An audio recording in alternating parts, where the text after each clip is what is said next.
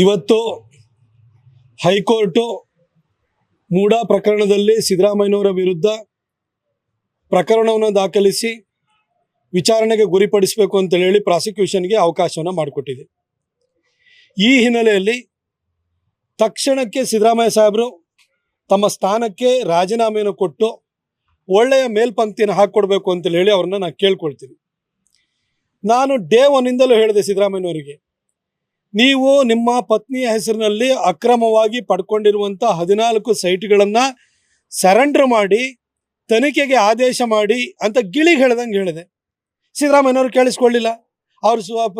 ಅವರ ಸುತ್ತಮುತ್ತ ಇರುವಂತಹ ತಿಳಿಗಾಡಿಗಳು ಕೊಟ್ಟಂತಹ ಸಲಹೆಯನ್ನೇ ಅವರು ನಂಬಿ ಕೂತ್ಕೊಂಡ್ರು. ಹಾಗಾಗಿ ಅವ್ರಿಗೆ ಈ ಪರಿಸ್ಥಿತಿ ಇವತ್ತು ಬಂದಿದೆ. ಒಂದು ವೇಳೆ ಅವತ್ತೇ ಅವರು 14 ಸೈಟನ್ನು ಸರೆಂಡರ್ ಮಾಡಿದ್ದಿದ್ರೆ ಎಲ್ಲ ಪಕ್ಷದಲ್ಲಿರುವಂಥ ಎಲ್ಲ ಕಳ್ಳರು ಸಿಗಾಕೊಳ್ತಿದ್ರು. ಸಿದ್ದರಾಮಯ್ಯನವ್ರಿಗೆ ಒಬ್ಬರಿಗೆ ಕಳಂಕ ಅಲ್ಲ, ಎಲ್ಲ ಕಳ್ಳರು ಸಿಗಾಕೊಳ್ತಿದ್ರು. ಅವ್ರ ಚೇರು ಉಳಿದಿರ್ತಾ ಇತ್ತು, ಕಳಂಕದಿಂದಲೂ ತಪ್ಪಿಸ್ಕೊಳ್ತಿದ್ರು. ಆದರೆ ಸಿದ್ದರಾಮಯ್ಯನವರಿಗೆ ನಾನು ಹೇಳಿದಂಥ ಕಿವ ಮಾತು ಅವ್ರಿಗೆ ಅರ್ಥವಾಗಲಿಲ್ಲ.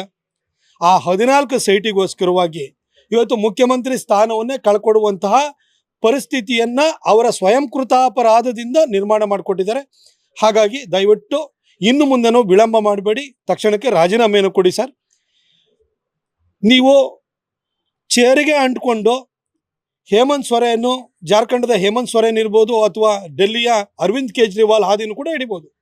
ಅವರು ನಿಮ್ಮ ಮುಂದೆ ಬಂದಂಥ ಮೊನ್ನೆ ಬಂದಂತಹ ರಾಜಕಾರಣಿಗಳು. ಅವ್ರ ಹತ್ರ ಯಾವ ಮೌಲ್ಯಯುತ ರಾಜಕಾರಣದ ಯಾವ ಹಿನ್ನೆಲೆನೂ ಅವರಿಗಿಲ್ಲ. ಆದರೆ ನಿಮ್ಮನ್ನು ನಾವು ಸೈದ್ಧಾಂತಿಕವಾಗಿ ವಿರೋಧಿಸಿದ್ರು ಕೂಡ ಬಡವರ ಬಗ್ಗೆ ಕಾಳಜಿ ಇಟ್ಕೊಂಡಿರುವಂತಹ ಒಬ್ಬ ಮೌಲ್ಯಯುತ ರಾಜಕಾರಣಿ ಅಂತೇಳಿ ಹೇಳಿ ನಾವು ಒಪ್ಕೊಳ್ತೀವಿ. ಹಾಗಾಗಿ ನೀವು ಹೇಮಂತ್ ಸೊರೇನು ಮತ್ತು ಅರವಿಂದ್ ಕೇಜ್ರಿವಾಲ್ ಅಂತಹ ಕಳಪೆ ರಾಜಕಾರಣಿಗಳನ್ನು ನೀವು ಅನುಸರಿಸಬೇಡಿ. ಇನ್ನೂ ನಿಮ್ಮ ಹತ್ರ ಮೌಲ್ಯಯುತ ರಾಜಕಾರಣ ಇದೆ ಅನ್ನೋದನ್ನು ಸಾಬೀತು ಮಾಡೋದಕ್ಕೋಸ್ಕರವಾಗಿ ತಕ್ಷಣಕ್ಕೆ ನೈತಿಕ ಹೊಣೆ ಹೊತ್ತು ರಾಜೀನಾಮೆಯನ್ನು ಕೊಟ್ಟು ನೀವು ವಿಚಾರಣೆ ಎದುರಿಸಿ, ಸರ್ಕಾರದ ಯಾವುದೇ ಒಂದು ಏಜೆನ್ಸಿಗಳ ಮುಖಾಂತರನೇ ಅದು ವಿಚಾರಣೆ ನಡೀತದೆ. ಆದಷ್ಟು ಬೇಗ ಅದರ ತನಿಖೆಯನ್ನು ಮುಗಿಸಿ, ಒಂದು ವೇಳೆ ನೀವು ಕಳಂಕಿತರಿಲ್ಲ ಅಂತಂದರೆ ವಾಪಸ್ ನೀವು ಚೇರಿಗೆ ಬರ್ಬೋದು. ಆದರೆ ಇವತ್ತು ನೀವು ಚೇರಿಗೆ ಅಂಟ್ಕೊಂಡ್ರೆ ನಿಮ್ಮ 45 ವರ್ಷಗಳ ರಾಜಕೀಯ ಜೀವನ ಏನಿದೆ ಅದು ಕಳಂಕದೊಂದಿಗೆ ಅಂತ್ಯವಾಗುತ್ತೆ. ಹಾಗಾಗಿ ಅಂತಹ ಒಂದು ಕಳಂಕಯುತ ಅಂತ್ಯಕ್ಕೆ ನೀವು ದಾರಿ ಮಾಡಿಕೊಡ್ಬೇಡಿ ಅಂತ ನಾನು ಸಿದ್ದರಾಮಯ್ಯ ಸಾಹೇಬರಲ್ಲಿ ಕೇಳ್ಕೊಳ್ತೀನಿ.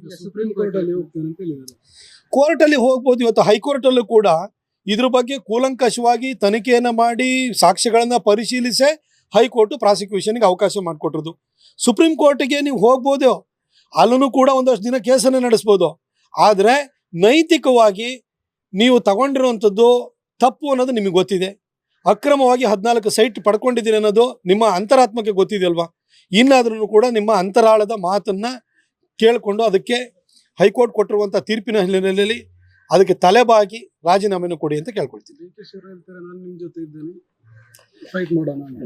ರಾಜಕಾರಣದಲ್ಲಿ ಶತ್ರುಗಳು ಯಾವಾಗಲೂ ಅಕ್ಕಪಕ್ಕದಲ್ಲೇ ಇರ್ತಾರೆ.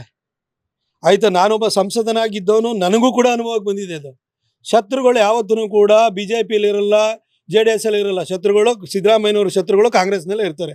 ಹಾಗಾಗಿ ಆ ಶತ್ರುಗಳ ಮಾತನ್ನೆಲ್ಲ ಕೇಳಕ್ಕೆ ಹೋಗ್ಬೇಡಿ. ನಿಮ್ಮ ಪಕ್ಕದಲ್ಲಿ ನಿಮ್ಮ ಜೊತೆ ಇದ್ದೀವಿ ಅಂತ ಯಾರ್ಯಾರು ಹೇಳ್ತಿದ್ದಾರೆ ಅವ್ರನ್ನ ಯಾರು ನಂಬೇಡಿ. ಅವರೆಲ್ಲರಿಗಿಂತಲೂ ಒಳ್ಳೆ ರಾಜಕೀಯ ಜೀವನವನ್ನು ನಡೆಸಿದಂಥವ್ರು ನೀವು. ದಯವಿಟ್ಟು ರಿಸೈನ್ ಮಾಡಿ ಒಳ್ಳೆ ಮೇಲ್ಪಂಕ್ತಿನ ಹಾಕ್ಕೊಡಿ.